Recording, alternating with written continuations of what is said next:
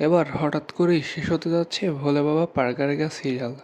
কিন্তু এর পিছনে আসলে রহস্যটা কি? মধুমিতার জন্যই কি শেষ হতে যাচ্ছে এই ধারাবাহিক? চলুন জানা যাক বিস্তারিত। কিছুদিন আগেই শুরু হয়েছিল এই ধারাবাহিক। এই সিরিয়ালে প্রথম সিজনে মেইন লিড রোলে অভিনয় করেছেন মধুমিতা ও নীল ভট্টাচার্য। দুজনেই অভিনয়ের মাধ্যমে দর্শকের মন জয় করেছেন।